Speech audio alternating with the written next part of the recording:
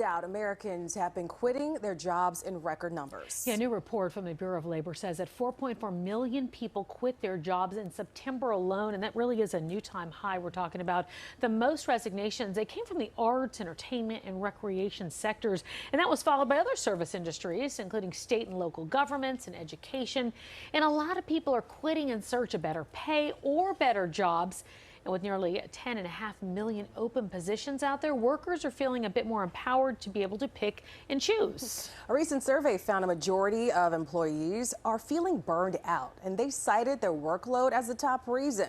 That was followed by a lack of communication, juggling work and personal life, and time pressures. Now, as companies struggle to find human workers, more and more are turning to automation these days as well. Yeah, North American business added a record number of robots in the first 9 months of this year. So according to the Association for Advancing Automation, factories ordered 29,000 robots through September.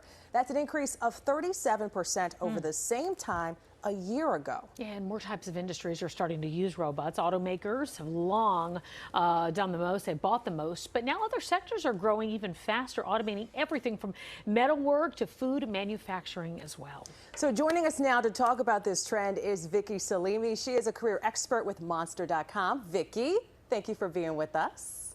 Thanks for having me. Okay, so here's another number here from a poll. So back in June, a Monster.com poll found 95% of workers were considering leaving their jobs. So only 5% of folks are content at work right now. What do you think is driving that number?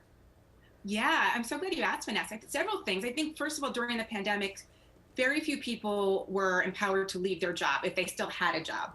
So if they weren't furloughed or laid off, they were just happy to be employed. And many of them, unfortunately, either didn't get a pay increase at all or their pay was cut and they were doing more work. So I think that during the time of the pandemic, people were evaluating what works for them, where they can work, and what really makes their heart sing to start looking for a job when things start to open up. And here we are.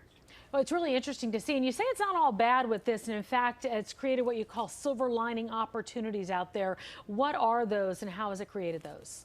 Yeah, I'm glad you asked that, Tamsin. A couple things to keep in mind is during the pandemic, for people who had an office job, they didn't have a choice. Literally overnight, as we all know, they had to work from home if that was their job in an office, and the employers had to, that was the only option. So now the playing field is wide open in terms of workers saying, you know what, I'm no longer confined to my zip code or my geographic region. Let's say if they work or they live in Fidei and they were perhaps only considering a job in Manhattan, maybe now they can consider one in Chicago or even Stanford if they don't want to make the commute. So there are more job opportunities that are remote, and it's also a win for employers with a talent shortage where they can start casting a wider net.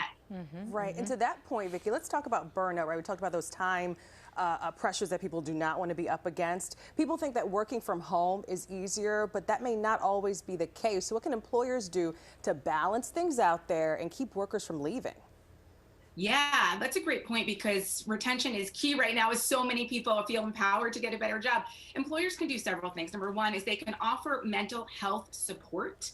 And that could look like, let's say, therapy or free sessions or in-house, let's say, lunch and learns, meditation, yoga. In addition to that, they can also provide just leadership where they lead by example. So perhaps the leader of a group says, you know, I'm taking a mental health day. And they actually take a day off and they don't check their messages and they hopefully empower their employees to do the same. I think that's great. It's a great point. Vicki Salemi, always good to see you from Monster.com. Thanks for joining us on this Friday. Thank you.